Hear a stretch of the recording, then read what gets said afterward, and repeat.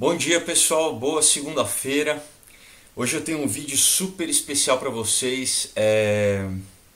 Enfim, vamos direto, tem bastante coisa. Primeiro o seguinte, olha pessoal, faltam 16 dias para o final da campanha do Caos no Catarse. Então, você que está assistindo, falta mais ou menos uns 21 mil para eu fechar, né? Para eu bater a meta e poder produzir um quadrinho incrível. Então eu quero te convidar mais uma vez a você entrar no site, tá aí na descrição, tá?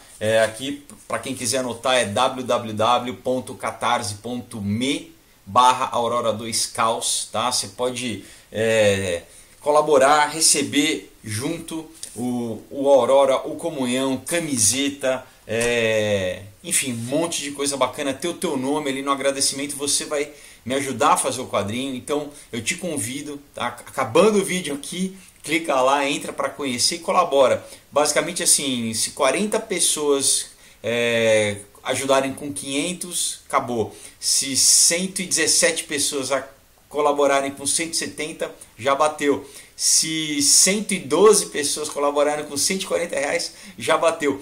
Assim, tem uma série, uma faixa de valores, né, de recompensas, qualquer uma vai me ajudar, tá? É importante você participar, você vai estar participando de uma coisa bacana, vai receber na tua casa, autografado com o teu nome ali nos agradecimentos, você pode pagar em até 6 vezes no cartão. Então pessoal, realmente eu tô contando, eu sei que eu vou bater, mas assim, eu sei que muita gente assiste aqui, colaborem lá, tá bom pessoal? Vai ser bacana. Então é o seguinte, olha, a gente está se aproximando, né, das eleições e, enfim, não vou falar para ninguém votar em ninguém, mas eu quero dar para vocês uma visão da origem da esquerda, do movimento, sabe?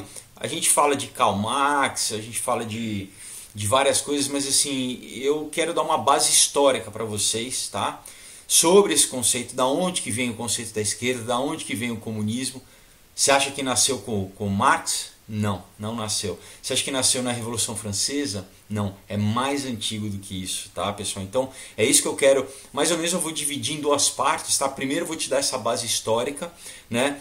E depois assim, falar como que o que a gente chama de esquerda, né, que esse sistema de pensamento que ele engloba não só política, não só economia, não só relações de trabalho, meios de produção, mas principalmente também cultura, educação, família, moralidade, enfim, é um sistema holístico, né, ele engloba tudo, na verdade, é uma visão de mundo, né, ele propõe uma visão de mundo que influencia todas as áreas da vida humana, né? Então, vamos começar aqui, o subtítulo mais ou menos é assim, o culto à revolução, tá?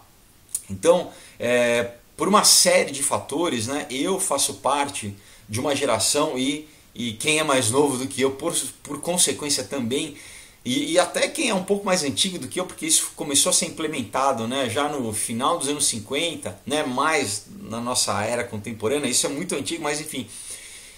O que? Que ser rebelde, né, passou a ser uma coisa positiva, né? Começou-se a se construir toda uma mitologia em cima do rebelde, de ser rebelde, né? Do rebelde sem causa, enfim, já do filme do James Dean. Então, ser revolucionário, né, começou a ser considerado como um modelo de comportamento a ser seguido por todo jovem que é corajoso e consciente, né? Então, automaticamente você é jovem, não, eu tenho que me rebelar, eu tenho que ir contra o sistema, né? Mas aí que sistema que é esse, né? Então, assim, lutar contra a desigualdade, né? Lutar contra esse sistema eram palavras, né, de ordem, né? Que todo mundo tinha que né, cumprir, apesar de não ser muito definida, né, assim, o que nesse desejo de liberdade, de emancipação, né, de realizar a plena vontade, né? Então, primeiro vamos pegar isso como porta de entrada, assim, olha. Então vamos falar um pouco sobre essa rebeldia, né, e o que a Bíblia diz a respeito, né, por exemplo, da rebeldia. Vamos dar uma olhada. O dicionário, né, ele define revolução como assim, movimento de revolta contra um poder estabelecido e que visa promover mudanças profundas nas instituições políticas, econômicas, culturais e morais. E rebelde como aquele que não se submete, não acata ordem ou disciplina, insubordinado. Tá? Então, beleza, né? Claro, se é um sistema tirânico, né, ou injusto, aí é visto como positivamente, né, o fato. Agora, se a gente pegar uma moral, né, que tem sido desconstruída, né, quer dizer, será que existe uma coisa que é o certo, que é o bom, que é o que a gente considera como Deus, que é o bem maior? Então, se existe uma forma boa de se viver, né? Se existe uma ética, uma moral, e se eu me rebelo contra isso, será que eu estou sendo positivo? Será que eu estou agindo de uma forma correta ou não? Né? Então, essa relação direta entre o rebelde, né, com o injustiçado e oprimido não existe. Né? O rebelde não necessariamente é o escravo ou o explorado, né, em sua relação de trabalho, como o marxismo diz, né, mas muitas vezes no desejo de você realizar a tua própria vontade, independente de qualquer limitação ou lei. Né? Essa é a principal característica. Então, o rebelde e o fora da lei, o criminoso, é muito próximo. Né? Você está entendendo? Se eu tenho uma lei estabelecida e eu me rebelo contra ela, na verdade, eu estou sendo um criminoso, eu estou sendo fora da lei. Né? Enfim, a gente vai chegar na questão toda, como isso afeta a nossa vida e por que a corrupção é tão presente. Quer dizer, a corrupção é crime. Por que todo mundo acha que pode ultrapassar a lei? Né? Vamos pegar uma figura histórica para começar, o Bakunin, Mikhail Bakunin. Muita gente não conhece. No século XIX, né, 1800 e pouco, você teve vários revolucionários, né, como o próprio Marx. Né, e o Bakunin, que era amigo do Marx, ele foi mais radical ainda do que o Marx, apesar, né, das ideias dele não terem afetado tanto, né, mas ele é o cara que fundou o movimento anarquista, né, que dizia, enfim, que não tinha nenhuma instituição, não tinha lei nenhuma, vamos acabar com qualquer lei. Agora, interessante, como o Marx, o Bakunin nasceu rico, ele era de uma família nobre russa, né, da Rússia Imperial, e ele pregava o quê? Que a revolução só poderia ser violenta, o que, na verdade, o Marx também diz, né? A ditadura do proletariado tem que ser através de sangue. Né? Então, ele pregava que não tem jeito, tem que ser violenta a revolução. Então, olha, ele era ateu, ele era maçom da loja Grand Orient de France. Né? Interessante que diz, né, que o maçom ele não pode ser ateu, mas no caso, ele pregava uma posição contra todo o pensamento religioso, mas principalmente direcionado ao que? Ao Deus bíblico, da tradição judaico-cristã. Ele dizia assim: o supremo mal é a revolta satânica contra a autoridade divina, a revolta em que podemos ver o germe fecundo de todas as emancipações humanas, da revolução. Socialistas se reconhecem pelas palavras: no nome daquele a quem o grande erro foi feito. Satanás, o rebelde eterno, o primeiro livre pensador e o emancipador de mundos. Ele faz com que o homem se sinta envergonhado de sua bestial ignorância e de sua obediência. Ele o emancipa, né? Ele o libera.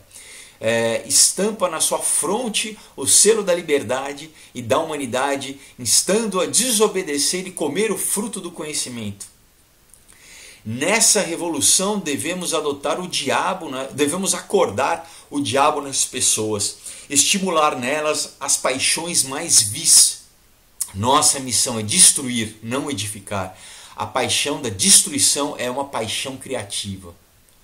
Então, pessoal, olha a lógica pela qual ele opera, né? E no que? Vamos acordar o diabo nas pessoas, estimular nelas as paixões mais vis. Isso é muito importante a gente frisar, porque a gente vai ver isso ao longo desses vídeos, dessa série, porque assim, por que é promovido tudo que é contra, né, o que é dito como a lei moral, né, assim, essas paixões vis. Tá? Na verdade é te escravizar através de você mesmo, dos teus instintos mais primitivos e básicos, na verdade, que nós temos, né? Ninguém é animal, né? Nós temos consciência e nós temos que controlar essas paixões. Ele está dizendo que não. Para a gente viver em sociedade, né, a gente tem que se controlar, a gente tem que ter domínio próprio, né? Domina-te a ti mesmo. A primeira coisa é o homem que, né, tem controle de si mesmo. Senão, se os outros te controlam, você é o quê? Você é um escravo. Então, enfim, o que ele está dizendo é isso. Não, a gente vai promover essa paixão vil, né? Vamos promover o pior nas pessoas, enfim, a gente com certeza vai conseguir escravizá-los, não é à toa, né? Enfim, é uma engenharia social. Então, já falamos do Bakunin, eu quis dar essa primeira introdução para você ver né, como que um cara radical pensa, né? Agora vamos falar um pouco de uma figura, né, chamada Hegel, que é um filósofo, tá? Que por mais que você não conheça, o pensamento dele com certeza te influencia, e influenciou Marx, por exemplo. Né? Ele foi uma assim, se você for pesquisar, abertamente ele é a maior influência do Marx, né? Então assim, mas o que pouca gente fala, ou na faculdade, né, ou enfim, no Wikipedia, pouca gente vai falar que ele era um ocultista, tá? O Hegel era um ocultista, como uma grande parte dos filósofos, né? O Kant, Schopenhauer, todos eles estudavam metafísica e muitos ocultismo mesmo, né?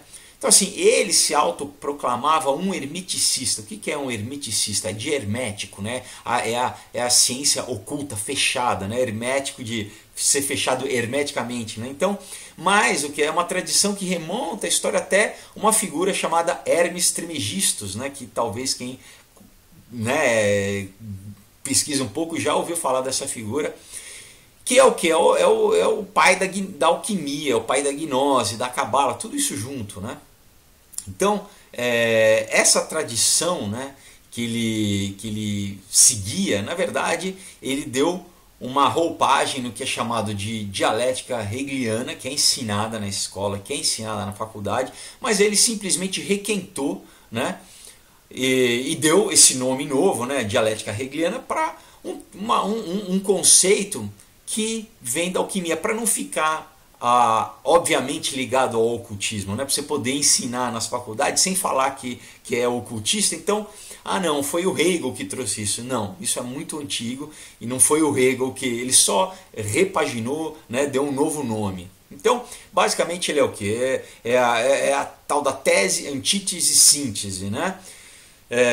Que quando a gente aplica de uma forma, né, fácil, como a gente muda a cultura, né? Como que você muda a sociedade, na verdade. Então, o que? Através de uma crise, né, você consegue implementar você quer implementar um pensamento novo, né, uma mudança social, você gera uma crise para você apresentar a solução, entendeu? E aí sim vai ter uma acomodação, sempre é assim, né? Então, principalmente, é dito que através de guerra, né? Eu já falei isso em outros vídeos, porque quando você traumatiza as pessoas com violência, elas vão abrir mão dos valores, né? Dos valores que elas tinham, e elas vão aceitar qualquer coisa para que haja paz, para que as coisas voltem ao normal. Essa crise pode ser também através do quê? Através de fome, através de, enfim, qualquer coisa, escassez, né? Uma crise econômica. Muitas vezes uma crise econômica é manipulada, né? Essa alta e queda de bolsa, muitas vezes isso é manipulado para forçar com que as pessoas, né, aceitem uma nova agenda, né? Então, esse é o lema da maçonaria, né? O lema da maçonaria é caos ad ordo, que é o que? É a ordem saída do caos. Então, eu crio uma crise, eu crio alguma coisa disruptiva para o quê? Para eu apresentar a solução que eu quero, assim, eu direciono para onde eu quero, e as pessoas, naturalmente, elas vão aceitar, muitas vezes porque elas não vão pensar, elas vão estar num instinto de sobrevivência e vão acabar aceitando, indo para onde eu quero conduzir. Enfim, tem referências, né, tanto na literatura publicada como na não publicada do Hegel, né? Mas o que ele faz, há figuras do hermeticismo como Eckhart, né, Giordano Bruno, Paracelsus, o Jacob Boehme, que é esse autor aqui, tá? Jacob Boehme. Então todos esses caras, eles influenciaram muito o Hegel, tá? O Boehme aqui talvez seja um dos principais, né? Então assim, o Hegel, ele fala muito do Jacob Boehme nas palestras, né, sobre história da filosofia. Então assim, além dos numerosos, né, elementos herméticos do Hegel, né, eu vou falar aqui, eles têm um subtexto maçônico, né? No misticismo da iniciação maçônica, o que? Na fenomenologia do espírito, né? Que ele escreveu. Então você encontra muito no subtexto maçônico. Também um subtexto do Jacob Boehme, né? No prefácio da Fenomenologia, você tem a influência cabalista, né, luriana na lógica dele, né? Você tem elementos alquímicos do Paracelso na filosofia da natureza, a influência do milenarismo, né, na doutrina dele, do espírito objetivo. Enfim, então estou dando toda essa... Na filosofia do direito você tem toda uma base também Rosa Cruz, tá?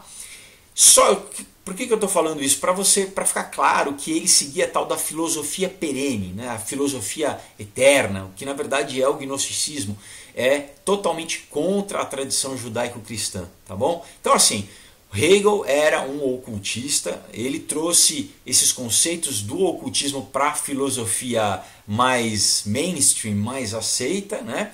E ele é a fonte da onde o Marx bebeu. Eu vou falar agora algumas coisas, né, do que ele propõe, que o Hegel propõe. Olha o que ele diz assim: o Estado é a ideia divina tal como ela existe na Terra. Devemos, portanto, adorar o Estado como a manifestação do divino na Terra. Presta atenção, pessoal.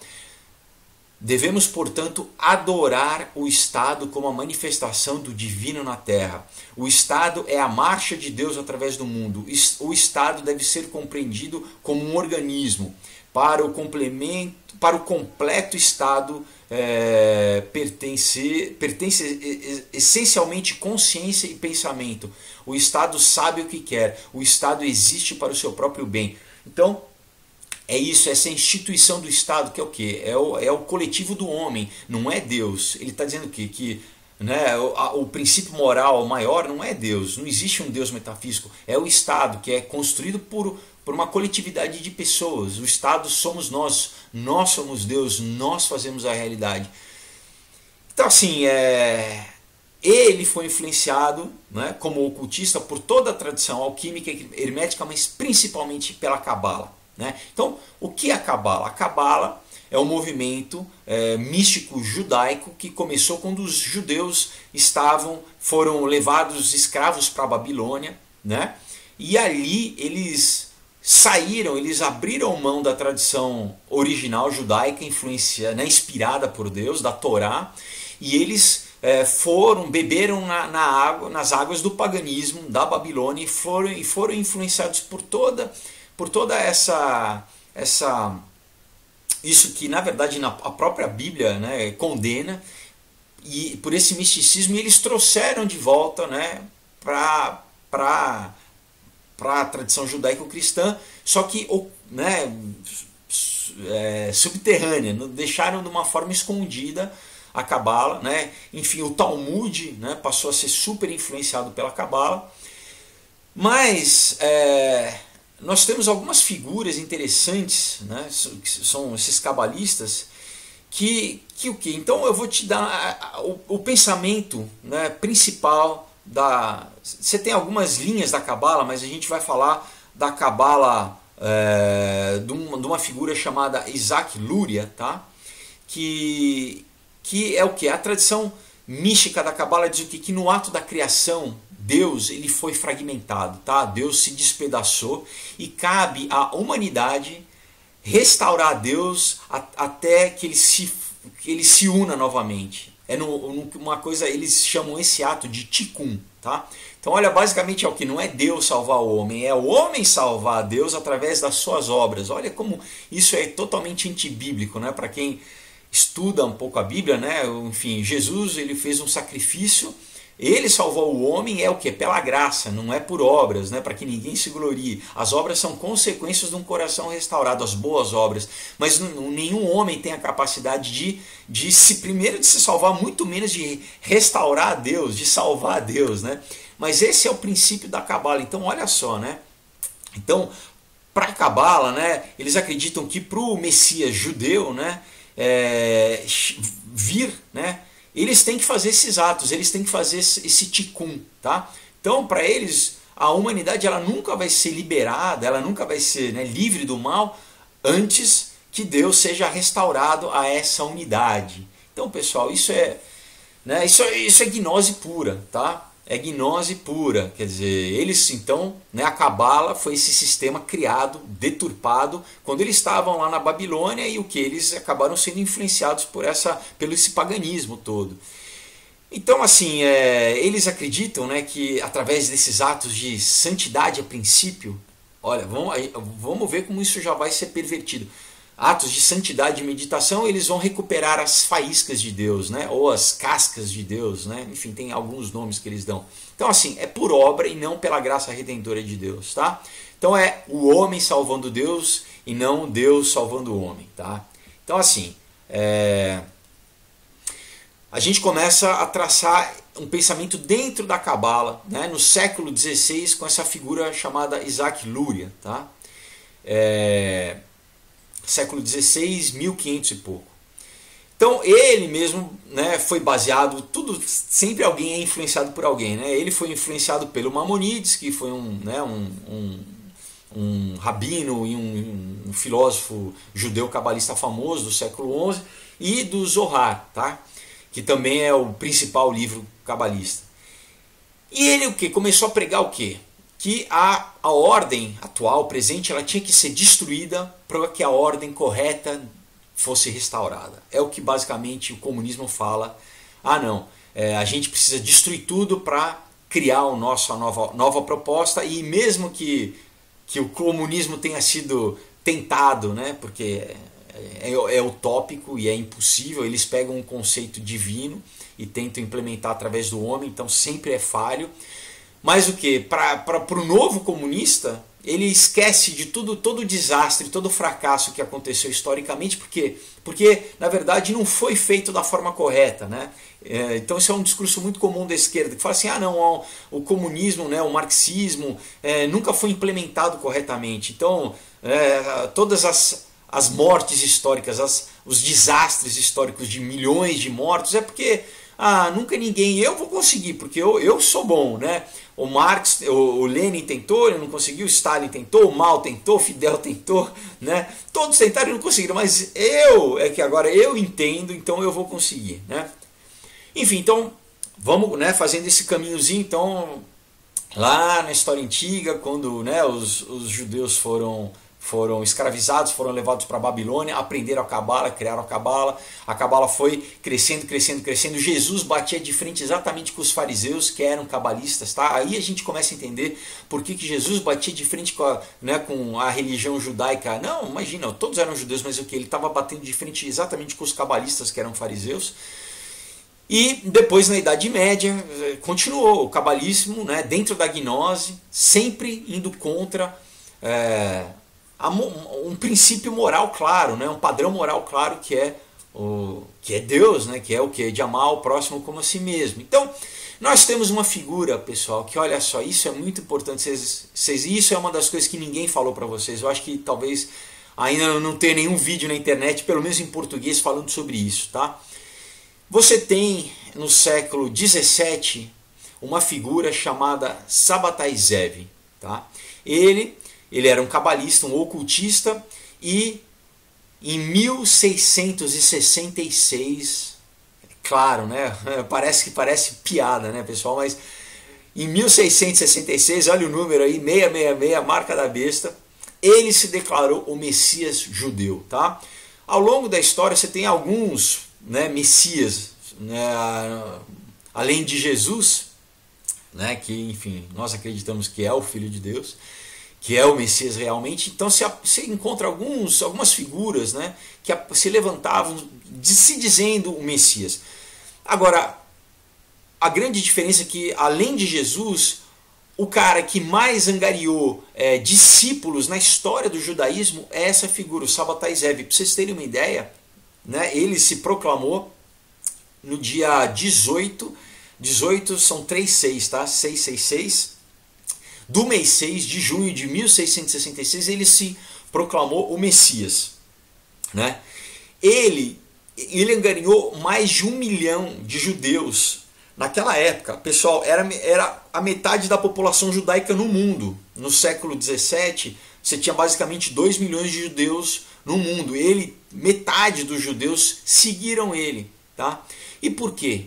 Qual que era a grande atração? O que ele atraía, né? O pessoal? É porque, olha o que ele pregava. Ele dizia que, como eu falei antes da Cabala, que para que o reino de Deus se estabelecesse, que o juízo de Deus viesse, como a gente lê em Gênesis, né, quando Deus trouxe o juízo na época de Noé, no dilúvio, foi por quê? Porque o pecado era tão grande que Deus falou, não, agora eu vou trazer meu juízo. Então ele dizia que enquanto o pecado não crescesse, né, até o ponto de incomodar a Deus para que Deus trouxesse o juízo não ia acontecer, né? A nova era, a nova época não ia acontecer. Então ele dizia que para você ser santo, na verdade, para você tinha que pecar. Então, para você restaurar os fragmentos de Deus, era o que? Em vez dos atos de Tikkun serem santos, eles tinham que ser pecaminosos, pessoal. Olha a inversão da lógica, tá? Isso é muito sério, né? Então o que? Ele chegou, ele estava na Turquia, né? Na Anatólia na época, ele chegou aí a Jerusalém para ser aceito como Messias, mas na época os rabinos, os sefaraditas, né? Você tem uma divisão entre os judeus, né? Os sefaradis e os ashkenazi, né? Que são os judeus lá do leste europeu. Mas os judeus sefaraditas, né, eles não aceitaram ele como Messias. Eles ficaram com medo porque o movimento dele era muito grande e ele voltou para a Turquia. E na época o sultão do Império Otomano, por causa da força que ele tinha, né, desse movimento, ele mandou prender o Sabbatai Zev e ele ameaçou matar ele se ele não se convertesse ao islamismo. Né? E olha o que aconteceu. Diferentemente dos mártires cristãos, né, que a gente lê na Bíblia, né, Pedro, Paulo, né, que foram, Tiago, Estevão foi o primeiro que deram a sua vida, mas não negaram a Cristo. Ele se converteu ao Islã. Agora a gente vai entrar em uma outra coisa. Ele se converteu ao Islã, claro que ele perdeu uma grande parte dos seus seguidores por causa disso. Muita gente ficou decepcionada, falou, pô, o cara se dizia o Messias, ele se converteu ao Islã, mas muitos seguidores seguiram ele porque o que ele começou a pregar? Que não importa, você pode superficialmente, né, se converter a qualquer religião se você internamente mantiver os ensinamentos e a doutrina em segredo. Então o movimento dele se tornou uma sociedade secreta. É uma das bases, inclusive, dos movimentos secretos. Que era isso, ele o quê? Então, assim, você podia ser um cristão abertamente, você podia ser um muçulmano abertamente, você podia até ser um ateu abertamente. Bom, é importante o ateu porque a gente vai entender o Marx mais para frente. Desde que você continuasse seguindo os ensinamentos sabatianos, né? Qual que era esse pensamento? Eles tinham que o quê? Ir contra todos os mandamentos, tá, pessoal? Por isso, na lógica deles, eles tinham que pecar para Deus vir, né? Para Deus instituir o juízo. Eles tinham que blasfemar contra a Torá. Então não era só quebrar os 10 mandamentos, eles tinham que quebrar todos os 613 mandamentos, eles tinham que quebrar todos aqueles mandamentos de comida, de alimentação, de vestuário, mas principalmente os 10 mandamentos, que é a base, na verdade, da lei, do código penal no mundo, né? Na cultura ocidental, é baseado no decálogo. Né? Então, assim, matar significa o quê? Matar. Então, não adulterar agora é adulterar.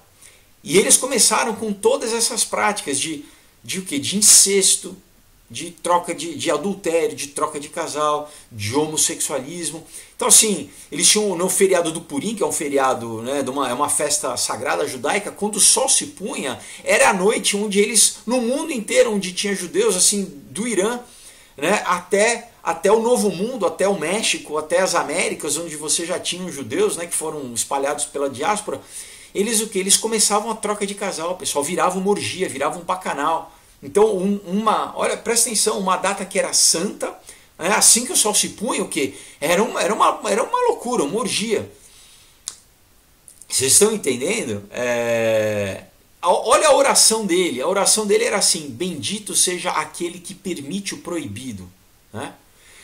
Então, pessoal, ele perverteu o judaísmo da pior forma possível, tá? Promovendo que uma orgia mundial. E aí os cristãos começaram a chamar essa prática de satanismo, aí que essa ideia do satanismo começou a crescer. Olha só, pessoal, então por que, como que eles chegaram nesse ensinamento? Exatamente, a gente volta para a Cabala, porque para a Cabala não existe o mal, né? Eles acreditam que o mal está na mente do gentio, do não-judeu, porque para eles o mal, né, eles têm o Sefirot, aquela árvore, eles têm a coluna da direita, que é a coluna do bem, e a coluna da esquerda, que é a coluna do mal. Então eles dizem que o mal, que a esquerda, a gente vai começar a entender essa questão de direita e esquerda, essa dicotomia que está na política, né? Que a gente fala politicamente, mas isso não nasceu na política, isso é uma visão de vida, tá, pessoal? Basicamente a direita é o que? É me submeter a Deus, e a esquerda é me rebelar contra Deus. E isso se manifesta na política também, tá? Para quem não quer falar de ocultismo, a gente fala de política, mas basicamente é isso. Então, mas só que para Cabala, se eu estou agindo na esquerda, é o que? Eu tô agindo como Deus também, mas o que? O lado negativo de Deus. Tá? Porque Deus para eles é infinito, não é impessoal, e mal não é mal. Então se eu estou na esquerda, eu estou fazendo a obra de Deus também. Aí a gente vai entender por que na bruxaria, né, no satanismo, abertamente eles falam, né, o caminho da mão direita e o caminho da mão esquerda. Tá?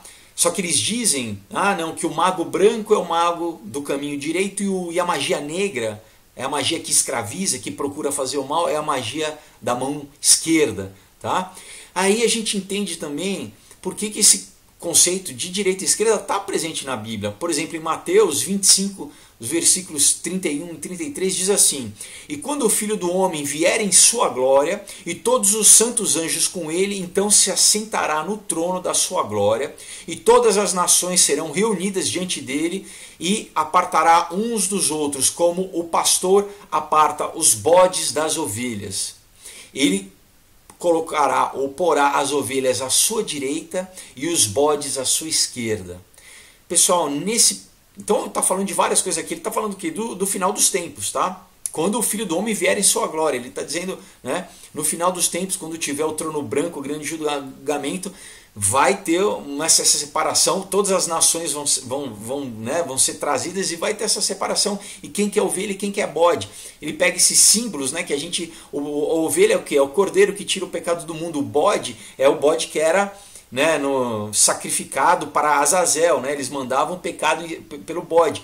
A natureza da ovelha é o que? É um animal dócil. O bode é um animal rebelde, ele se rebela, ele ataca, né? O bode ele não é dificilmente domesticável, ele ataca, ele dá chifrada, a ovelha não. Então você tem esses exemplos, né? Mas que um é o que está na mão direita e o outro que está na mão de esquerda. E o bode é claramente um símbolo usado o quê? No satanismo. Bode quem é? Bafomé, né? Bode se usa no pentagrama invertido. E o que é a ovelha é o símbolo que é usado para Jesus, né? Que é aquele que se sacrificou por nós, é o Cordeiro de Deus que tira o pecado do mundo. Então, vocês estão entendendo como tudo está ligado, pessoal? Né? Então você vai ver que todo esoterismo, né, a magia negra é o que? É o caminho da esquerda. Você vê Bafomé, é o símbolo maior do satanismo. E que, enfim, cada vez mais a esquerda tem implementado. Nos Estados Unidos eles estão colocando em vários estados monumentos para o Bafomé, tá? Contra os monumentos judaico-cristãos. A esquerda faz isso abertamente. Então assim, no final do vídeo eu vou falar mais entre o cristianismo e a esquerda, né? Mas vamos voltar aqui para o movimento sabatiano, né? Eles então começaram a se infiltrar em outras religiões, mantendo o culto secreto, né? Para piorar, 100 anos depois, no século XVIII, 1700 e pouco, você tem um outro líder judeu chamado Jacob Frank, tá, pessoal? Ele criou um movimento chamado franquismo. Ele mesmo se dizia o quê? A reencarnação do Zabbatai Zev. Olha que interessante, ele disse também que ele era um Messias. Ele fala, não, eu sou um novo Messias, um novo ungido. E ele falou, não, eu sou a reencarnação do Zabbatai Zev. Então, 100 anos depois... Então, vocês estão entendendo como, basicamente, a cada 100 anos você tinha um cara, né, o Isaac Luria, no século XVI, depois no século XVII, o Zabbatai Zev, no século XVIII, você tem o Jacob Frank, né, seguindo a mesma doutrina, né, que para que Deus seja totalmente restaurado, eles acham que, né, que Deus, coitadinho, está quebrado, a gente tem que restaurar Deus e a era messiânica surja, né, a humanidade deve destruir todos os valores morais e ir além do bem e do mal. Tá? Então, os franquistas, como os sabatianos, o que eles faziam todas as coisas piores que você pode imaginar. Eles eram envolvidos em magia negra, em canibalismo, em troca de casal, em orgia, em homossexualismo, em incesto, em pedofilia. Tá? Eles já tinham esse protofeminismo, né, de inversão de gênero, das mulheres saíram elas serem masculinizadas e os homens feminilizados, quer dizer, cada um perder essa característica e um protocomunismo, tá? Então, só para a gente marcar como em cada século se levantou uma dessas figuras, né? E esses atos, né, eles chamavam do tal do Santo Tikkun, que é essa restauração de Deus, né? Então, olha só, pessoal, pior do que eles chamavam, né, a Bíblia diz, ai daquele que troca a luz pelas trevas, que chama o bem de mal. Eles chamavam exatamente o bem de mal, né? Isaías diz isso, ai daquele que diz que aquilo que é bom é ruim. Então a gente já começa a ver o relativismo moral, né, a desconstrução de tudo que é bom, ou uma coisa que é, enfim, que hoje em dia a gente continua vivendo. Isso é uma prática comum na nossa sociedade, né? Então o que? Mas sempre com o discurso de que eles iam trazer a utopia messiânica, né? Então, da mesma forma como o Zabbatai Zev, ele conseguiu angariar discípulos. Por quê? Porque eles conseguiam corromper as pessoas através principalmente do sexo, tá? Isso é muito importante, pessoal. O sexo é uma forma muito fácil de você conseguir controlar as pessoas, né? Então, né, o Jacob Frank, ele nasceu em 1726 e ele morreu em 1791. O pai dele era sabatiano, né? Ele seguia os ensinamentos do Zabbatai Zev e ele passou os conceitos, né, para o filho, que da mesma forma que 100 anos antes o Zabbatai Zev se converteu ao islamismo e infiltrou no Islã, né? Tanto que até na Turquia ele criou um secto chamado Dome, né, que eles têm aqueles chapeuzinhos, que inclusive um braço da maçonaria também tem os mesmos chapeuzinhos. Ele fez, só que eles se infiltraram na igreja católica, tá? Para o quê? Para ter poder político. Então, e ele convenceu o bispo da diocese, né, na Polônia, onde ele habitava, onde ele morava, né, que ele ia trazer seguidores não judeus, né, que eram antitalmudianos, enfim. E ele disse que eles iam queimar, né, os livros, o Talmud, porque para eles, na verdade, eles não seguiam isso, né, eles eram cripto, né? Eles eram escondidos, eles iam manter né, a seita deles. Então eles falavam que eles tinham se convertidos e ele realmente trouxe muitos católicos. Em 1759 ele trouxe mais ou menos 5.000 pessoas, né? Então ele estava a princípio convertendo os judeus ao catolicismo, mas era uma mentira, uma infiltração, como os sabatianos fizeram no Islã. E olha o que ele escrevia, ele diz assim, olha, nunca o caminho para a vida é fácil, pois é o caminho do niilismo. Isso antes do Nietzsche, tá? Destruição significa libertar-se de todas as leis de todas as convenções e religiões, adotar todas as atitudes concebíveis e rejeitá-las e seguir os líderes passo a passo ao abismo. Né? Outra coisa que ele diz assim: é minha tarefa aniquilar, destruir tudo o que o bom Deus pôde revelar. Onde quer que ponha os pés, tudo será destruído, pois vim a este mundo para destruir e aniquilar. Mas o que eu construí durará para sempre.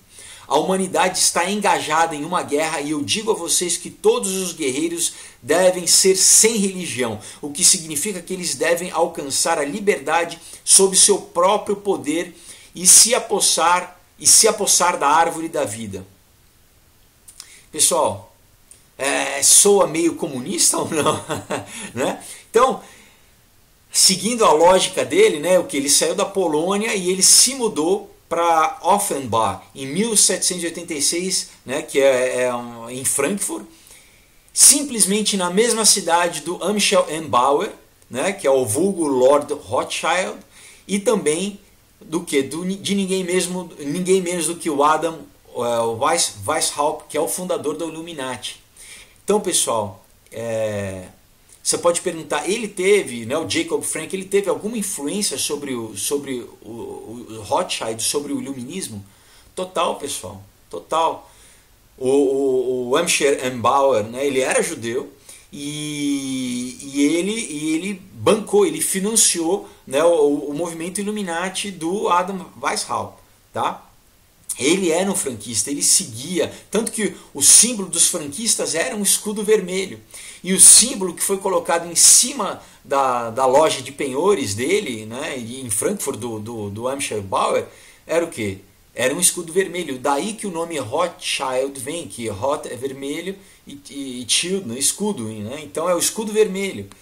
Tá, pessoal? Olha, então é muito importante vocês saberem isso, né? Porque tem muito vídeo falando, né, do Illuminati, muito vídeo falando do Rothschild, mas da onde que vem a ideologia deles? A base é essa, tá, pessoal? É uma base cabalista que remonta, que foi dada pelo Jacob Frank, que vem do Sabbatai Zev, que vem do Isaac Luria, tá, pessoal? Então a gente tem que criar essa reconstrução histórica aí.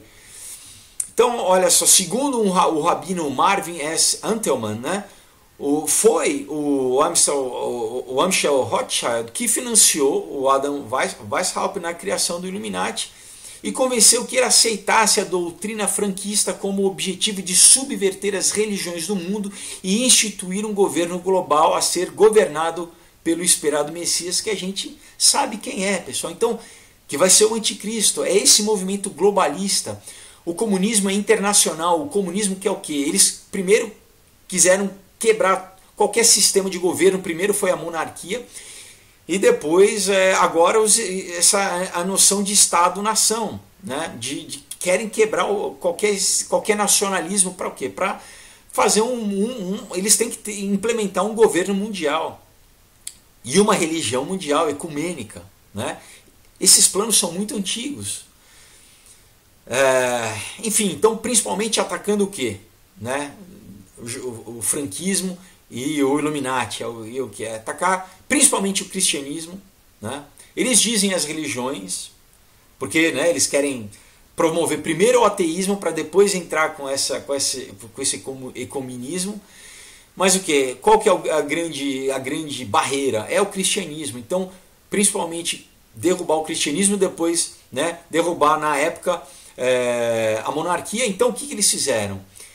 Né, o Illuminati, eles se infiltraram nas lojas maçônicas, que já eram um sistema, já tinham lojas, né, já eram, vamos dizer assim, franquias em vários países, em várias cidades. Eles infiltraram, né, nas lojas maçônicas, primeiro na Alemanha, depois na França, depois na Inglaterra, até tomar toda a Europa e basicamente, né, hoje em dia no Brasil você tem loja maçônica em toda cidade, né? Então, assim, o primeiro sucesso que eles tiveram foi o quê? Foi exatamente na Revolução Francesa, em 1789. Primeiro sucesso que eles tiveram, através do quê? Da esquerda, dos jacobinos. E quando você lê historicamente foi o quê? Um banho de sangue, até os próprios jacobinos, né, foram degolados, né? Você teve, enfim, o reino do terror, né, a guilhotina ali rolando solta, porque é isso, esse pensamento, pessoal, é um pensamento destrutivo. Mataram os padres, mataram os cristãos na época, os protestantes, você tinha os huguenotes, mataram todo mundo, né? Promoveram nas igrejas orgias, né? Levantaram um culto a Sofia, enfim, ao paganismo, tinha orgia dentro das igrejas. Então, assim, e a tal da Revolução Francesa foi um modelo de revolução que se sucedeu, né, depois. Então, mas o que eles faziam, né?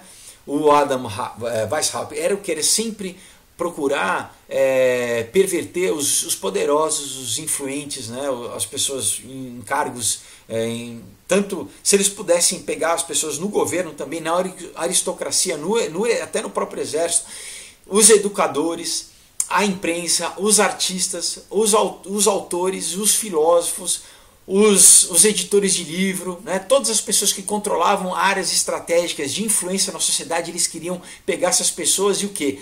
Através de corrupção, de sexo, de drogas, né, as pessoas fracas, eles angariavam essas pessoas e até alguns religiosos, pessoal, né, foram atraídos. E é isso que a igreja, que a esquerda sempre faz, é o que depois o Antônio Gramsci, né, diz da quinta coluna, de subverter, de corromper, né? Então, enfim, a gente vê essa progressão histórica, né? Antes de 1800, você não tinha nenhuma conspiração maçônica, historicamente, né? Claro que você tem já desde né, a gente remonta até os Cavaleiros Templários, você tem toda uma questão, né, subversiva e satânica, mas você não tinha essa coisa organizada, pessoal, você não tinha essa instituição de derrubar governo, né? Isso começa a partir de 1800, né, a partir dessa criação sistemática, patrocinada, né, com dinheiro dos banqueiros, dos Rothschild, né, com a doutrina cabalista do Jacob Frank. Vocês estão entendendo como que esse movimento, e aí que tem a ver com o comunismo? A gente vai chegar lá, a gente vai entender que sim, pessoal, né? Então, como eu falei para vocês, começou assim, né? Primeiro na Alemanha, depois para a França, depois para Londres, né? Onde começou a ser o centro da operação maçônica, né? Dessa maçonaria cabalista sabatiana, né? E aí a gente chega no Marx, no Karl Marx e no Friedrich Engels, que era o braço direito que era um coitado, né, que foi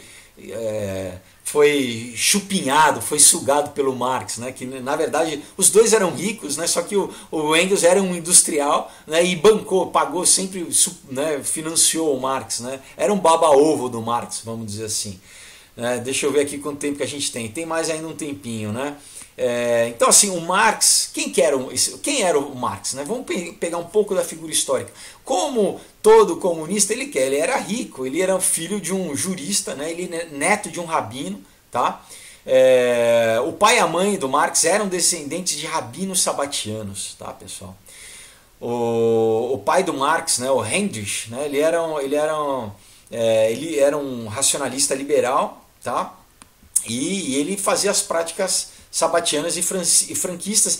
Então, como um bom sabatiano e um bom franquista, ele não teve problema nenhum em se converter ao luteranismo, que era a religião oficial, em 1816. Então, nenhum problema, tem que, né? Agora todo mundo, a sociedade na época era protestante na Alemanha, né? Não, tudo bem, eu também sou luterano. Mentira. Né? Como os sabatianos se converteram ao Islã, os franquistas ao catolicismo, ele também, beleza. Só que o que? Desde os sabatianos, eles nunca ensinavam aos filhos até aos 12, 13 anos qual que era a real doutrina. A criança, até para não dar pala, né, para os vizinhos não saberem que ele não era, né, eles não professavam realmente aquela religião, eles cresciam dentro da religião, e quando chegava na adolescência que eles eram realmente doutrinados, abria para eles, era abertamente o culto, a seita que eles seguiam. Então, na infância do Marx, ele foi batizado e ele era um cristão dedicado, vamos dizer assim, né? Mas o que? A partir da adolescência, o Marx ele começa começa a mudar a relação dele com o cristianismo e com Deus. Então, por exemplo, nas redações dele, né, nos ensaios, nos escritos dele, já em 1835, na época que ele estava se formando no ginásio, né, o jovem Marx ele começa a apresentar como seria a sua visão. Né? Então, no ensaio, né, que ele diz assim, sobre a união dos fiéis a Cristo, né, ele a princípio apresenta um conteúdo evangélico ortodoxo, mas já tem umas alusões ao quê? A tal da alienação que mais tarde, né, ele vai encontrar no pensamento do Hegel. Né? Outro ensaio chamado Reflexões de um Jovem sobre a Escolha de Sua Profissão, o Marx ele mostrava uma preocupação do que ele chamava do demônio da ambição. Nele mesmo, ele já dizia que ele se preocupava com esse demônio da ambição nele mesmo, que era uma grande tentação que ele sentia em o quê? Em atacar Deus com veemência e amaldiçoar a humanidade. Então, pessoal, o que? Aí ele teve essa mudança, né, dele, antes da influência intelectual que a gente vai ver através de um cara chamado Moses Hess, do próprio Hegel. O pai dele já começou a introduzir ele na doutrina sabatiana franquista, e o que? Ele já começou a odiar a Deus, ele começou a se proclamar ateu, e mais do que mentira ateu, né? Porque na verdade ele era um satanista. Ele tinha vários poemas, pessoal. Né? Nos seus poemas ele começou a dizer que ele ia se vingar de Deus, tá? E ele expressava o ódio dele pelo mundo. Ele prometia que iria lançar a humanidade no abismo, tá? Então vamos ler alguns dos poemas dele, onde ele deixa claro, né, o pensamento dele. Então tem um poema chamado A Invocação de Alguém em Desespero. Ele diz assim: estabelecerei o meu trono acima de todos, frio e monstruoso será o seu topo, o pavor supersticioso será a sua base, e a negra agonia será o seu condutor. Pessoal, olha só a semelhança desse poema com as passagens na Bíblia que falam sobre Lúcifer, sobre Satanás, em Isaías 14, né, do versículo 12 a 15. Eu vou ler para você. Como caíste do céu, ó Lúcifer, e filho da alva, como foste cortado por terra, tu que debilitava as nações, e dizia no teu coração: eu subirei aos céus, e acima das estrelas de Deus exaltarei o meu trono, e no monte da congregação me assentarei aos lados do norte, subirei sobre as alturas das nuvens e serei semelhante ao Altíssimo, e contudo serás elevado ao inferno e ao mais profundo do abismo. Então, ele no poema dele, ele diz o que? Eu estabelecerei o meu trono acima de todos.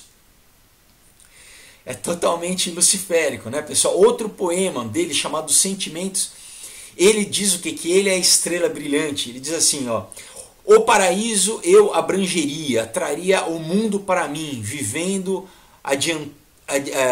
odiando, planejaria que minha estrela brilhasse forte até o fim. Então é o que? É a falsa estrela, né?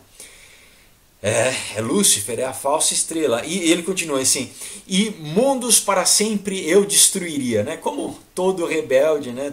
Sempre destruição, né? Como Jacob Frank, sempre destruição. Como Bakunin, sempre destruição, né? Então, na verdade, pessoal, é um ódio profundo que move eles, né?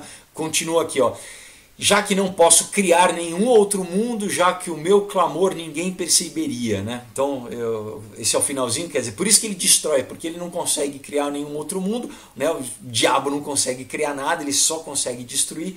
Então é basicamente o mesmo pensamento. Outro poema dele chamado O Violinista, olha, né, que ele foi dedicado ao pai, olha o que ele diz: os vapores infernais elevam-se e preenchem o meu cérebro, até eu enlouquecer e meu coração se transformar dramaticamente. Vê esta espada? O príncipe das trevas vendeu-a a mim, e com Satanás fiz meu acordo. Ele escreveu as partituras e marca o compasso. Eu toco e canto a marcha da morte, com rapidez e desembaraço. Pessoal, você quer mais claro do que isso? Você quer mais claro que o cara que propõe o pai do comunismo, o cara é um satanista, pessoal. Ele diz o quê? Olha só, vapores infernais elevam-se e preenchem o meu cérebro, até o enlouquecer e meu coração se transformar dramaticamente. Quer dizer, basicamente eu fui possuído, né? Ele está falando uma possessão demoníaca, né? Vê essa espada, o príncipe das trevas vendeu a mim, que é o comunismo, né? E com Satanás fiz meu acordo, ele escreve as partituras e marca o compasso, e eu toco e canto a marcha da morte com rapidez e desembaraço, que é o comunismo, pessoal. Essa é a doutrina, tá? Então, nos poemas, ele promete o quê? O Marx? Atrair a humanidade com ele para o inferno, na companhia de Satanás, né? E, enfim, são palavras que ele é o que? Ele expressa o que o Jacob Frank já dizia, né? Que eu vim para destruir. Então, pessoal, olha só, o pai do Marx, né? Como eu disse, né? Ele era, né, franquista. Então, assim, a conversão ao cristianismo foi simplesmente uma manobra social, né? Que, como, né, o Frank, eu já falei, o Jacob Frank e o Zabbatai Zev diziam também, né? Então é isso, a gente se infiltra e a gente o que? A gente corrompe, né? Enfim, o Marx ele ficou encantado com essa ideia da ruína moral da humanidade, né? Na poesia dele, ele diz claramente do pacto que ele faz com Satanás, né? E ele, através da violência, né? Ele tem que trazer a destruição, ele é fascinado com a violência. Mais tarde, né? Aí oficialmente ele diz o quê? Que os fins justificam os meios, enfim. Então que se para você alcançar o Estado, né? A utopia, se tiver que matar, tudo bem. Não importa quanta gente você tiver que matar, para você alcançar o estado utópico, né, você pode matar. Inclusive ele diz que a revolução tem que ser feita com sangue, tá? Tem que ser feita com sangue, e é o que a gente vê os líderes hoje no Brasil da esquerda dizerem a mesma coisa, desde Benedita da Silva, desde o Stedley, desde o José Dirceu, né, desde a Marilena Chauí. Então, não importa, eles dizem claramente, não, se tiver que matar, né, a gente mata, se tiver que ter sangue, a gente mata mesmo, né? Para ele, né, que era um grande, adorava, né, o que eu já falei isso em outros vídeos, né? Adorava também o Darwin, né? Então o homem, para ele chamava, né, o próprio Marx do que? De macacos do Deus frio, né? Para ele o homem era um macaco, né? Enfim, e a religião era, enfim, ele dizia o ópio do povo, na verdade, porque ele estava indo contra o cristianismo, né? Ele queria promover a descristianização da sociedade, né? Então, continuando na invocação do desespero, ele diz assim: e um Deus me arrebatou tudo, então um Deus me arrebatou tudo, na maldição e na prateleira do destino, todos os seus mundos foram além da lembrança, nada além de vingança é deixado para mim, né? Um outro poema dele chamado de Pale Maiden, né, ou a donzela pálida, né, ele escreve assim: assim o céu eu perdi, eu sei disso muito bem, minha alma, uma vez fiel a Deus, é escolhida ou direcionada para o inferno. Pessoal, precisa alguma coisa mais clara do que isso? Ele próprio dizendo. Então, basicamente, enfim, o cara é um satanista, né? E o que ele fez? Ele pegou toda essa ideologia satânica de perverter, de corromper, e deu um corpo filosófico, né? Ele deu uma roupagem filosófica, para não falar abertamente que basicamente é o que? É uma ideologia pautada na rebelião e na destruição. Então ele criou toda, não, os oprimidos que tem que se rebelar, né, que a gente tem que abolir a família, né? É claro que ele fala isso, né? Não, é o Estado. Lembra que o Hegel fala o quê? Que o Estado é Deus? Não, que o Estado somos nós, eu sou o Estado, né, na verdade. Né? Nós somos o coletivo, nós criamos o Estado, né? E o Estado que cria as crianças, né? A criança nasceu, o Estado recolhe, né? Perverter, quebrar todo o paradigma, né? Promover qualquer tipo de vício, né? Então, mas olha só que interessante, como todo satanista, né, o satanista paga um preço, e a vida dele foi trágica, a vida familiar dele. Ele teve 7 filhos, e desses 7, só 3 vingaram, só 3 chegaram à idade adulta. Ele teve um filho ilegítimo com uma empregada da família que ele explorava, que ele nunca pagou nada, e ele nunca reconheceu esse filho com medo de que fosse danificar a imagem dele, né, como um líder. E ele pediu o quê? Para o Engels, né, o capachão dele, né, que bancava, que pagava ele, porque ele nunca trabalhou na vida, que o Engels assumisse a paternidade do filho. O Engels, quando estava para morrer, inclusive assumiu isso publicamente, né? Apesar dele o quê? Ele ser filho de um barão, né? O Marx, o pai dele era um barão. Ele nunca trabalhou, ele mal conseguia sustentar os filhos, por isso que 4 dessas 7 crianças morreram de fome, pessoal, de maus tratos. Ele morria, os biógrafos dele diziam que ele morava num chiqueiro, sem a menor condição de higiene, porque é todo esse pensamento satânico, pessoal. Você acha que não, né? E das 3 que sobreviveram, 2 cometeram suicídio, pessoal. 2 se mataram, a Laura e a Eleanor. E a Laura enterrou 3 filhos, ela mesma enterrou 3 filhos dela, netos do Marx, e ela se matou junto com o marido, que é um marido que também era comunista, também era satanista, chamado Laforgue, ou Laforge, tá? Vamos falar então, deixa eu ver se tem tempo aqui, vamos ver se eu deixo para o próximo vídeo. Eu vou deixar para o próximo vídeo, que já estamos com 1 hora. Então, pessoal, eu quis deixar isso claro para vocês, tá? Tem muito vídeo, né, falando sobre Illuminati, sobre a questão política aqui no Brasil, mas eu quis trazer para vocês historicamente, pessoal, da onde que vem o pensamento, tá? O pensamento que move a esquerda, que move o comunismo, tá, pessoal?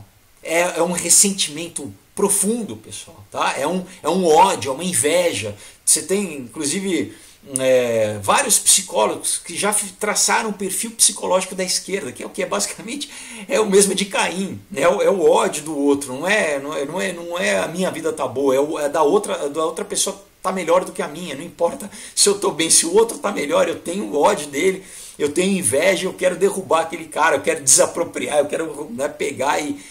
Então, assim, é um ressentimento profundo que move essas pessoas, pessoal. O discurso pode ser de tolerância, mentira. Eles são os mais intolerantes, eles são intolerantes com tudo que não... né? E é sempre a destruição. Eles não se sensibilizam com a morte das pessoas. A gente está vendo na Venezuela, pessoal, né? O Maduro, né? Que líder que é esse que, enquanto o povo morre de fome, está se banqueteando? Esse é o pensamento da esquerda, pessoal. Então, enfim, a gente continua na semana que vem, que precede as eleições, mas vai ser bem importante. Eu vou fazer um vídeo na sequência, tá? Só falando para vocês, eu vou acabar de gravar esse aqui, vou começar a gravar o outro. E também vou novamente lembrar vocês, pessoal, que a campanha do Catarse está no final, tá bom, pessoal? Na semana que vem, inclusive, vai também ser a última semana, então espero que lá já esteja bem menor, mas assim, eu tenho essa quantia aí para cumprir, para bater essa meta, e eu acredito que eu vou bater, mas eu peço a ajuda de vocês, então... Entrem aí no link na descrição, tá, pessoal? Vai valer a pena, não é porque eu fiz, mas é muito bom esse material. O caos está incrível, vocês vão gostar. Então é isso aí, pessoal. www.catarse.me/aurora2caos. Conto com a ajuda de vocês. Quinta-feira tem um vídeo novo e na segunda-feira que vem a gente encerra essa série, tá, pessoal? Então é isso aí. Deus abençoe, boa semana para vocês. Tchau.